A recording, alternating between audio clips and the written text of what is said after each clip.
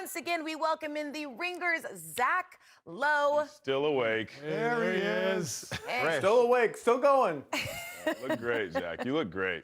Zach, we're so Thank happy you, that you are here with us. It's been a wild night in the East, starting with the Magic, who clinched the 1 seed. How are they finding success without Paolo? Yeah, this is getting interesting. 6-2 since Banchero went down with an injury.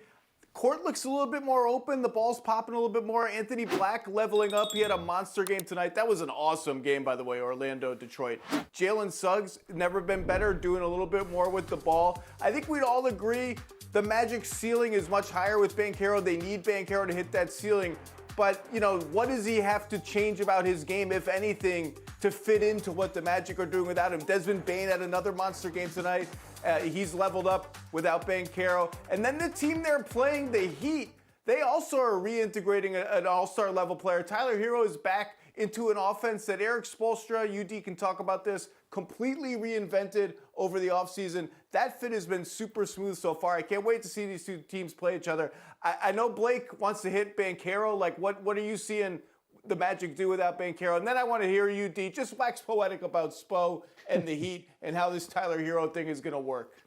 Yeah, I mean, listen, I love Banchero's game. I think he's been brilliant for most of his career.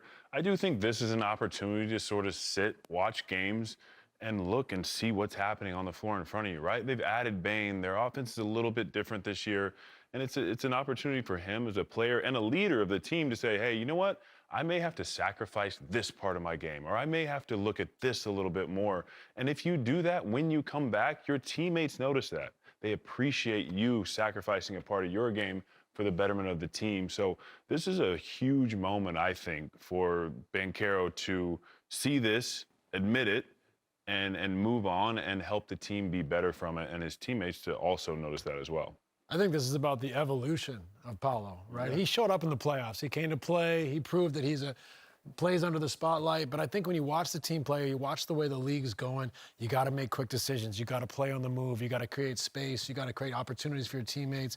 You got to be a little bit more unpredictable. So I think it's really important for them to see this evolution from Paolo, because he's an incredible talent that's going to really take your team places in the playoffs. You couldn't go without him. But like you said, BG, he gets to sit on the side, watch the way they're playing, the pace, the space, quick decisions. Everyone's getting touches. Everyone's playing better. When he slides in and can take that evolution, I think they're going to be a terrific team. Yeah, and I think this isn't all just on Paolo, sure, right? Yes. Like yes. There was moments when Franz Wagner wasn't playing as well. Bane had a slow start. So by no means can we sit here and be like, oh, Paolo has to change everything. Yeah. It's his fault. It's not. But you have seen that this works, right? And so you said it. You hit the nail on the head. Small sample, right? Exactly. We've been playing, 3 weeks? So, like, you got to give guys a half a season to figure this stuff out. 100%. Yeah. And UD, he wanted to hear you wax poetic about Spo. We're going to clear out. 10 toes down. This is all you. I mean, for the Miami Heat right now, it's unfortunately that the 2 games that Tyler's been back, Norman's only played 1 of those games, so they haven't had a chance to get in the gym and play together full strength. But I think the good thing about this team offensively is that they don't run any plays and that the ball finds energy. So as long as you're getting up and down the floor, you're playing with energy, you're playing with pace, the ball is going to find you. That's just the karma of the game. And then when they get into a situation where they got to run some ATOs, Spo will get those guys in the right situation. We've seen how great of a mastermind he is in those specific situations. Defensively, you take out a guy like Pelle Larsson, who was hellified on defense for you. Pelle was great. I mean, how many charges he took, those different things that he does. But you got Bam back, who can anchor your defense. You got Khalil back, who can be an anchor on your defense. So I'm looking for those guys to get some more time out there on the court to kind of figure it out and work it out. But the ball finds energy, so nobody's going to be left out. If worse, all else fails, run hard and you'll get the damn ball. Run hard and you'll get the ball.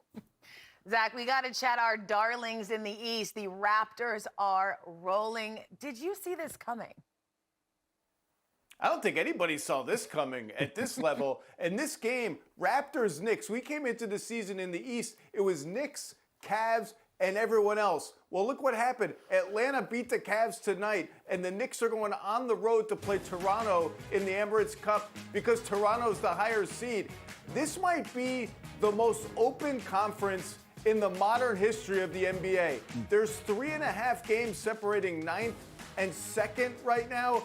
And you look at Detroit, they're still on top despite a 2-game losing streak. Atlanta won, Cleveland lost. And I guess I'm interested in Steve, his perspective on the Raptors, Canada's team, but also, do we expect the East to stay this open, or do you guys think we zoom forward 40 games, 30 games, and it does turn out New York and Cleveland are the class of the East? Because I got to tell you, Detroit feels real, and the East feels there for the taking for a lot of teams, and a lot of teams like the Pistons that have stuff to trade if they want to go for it. The Heat, too. UD's Heat, too.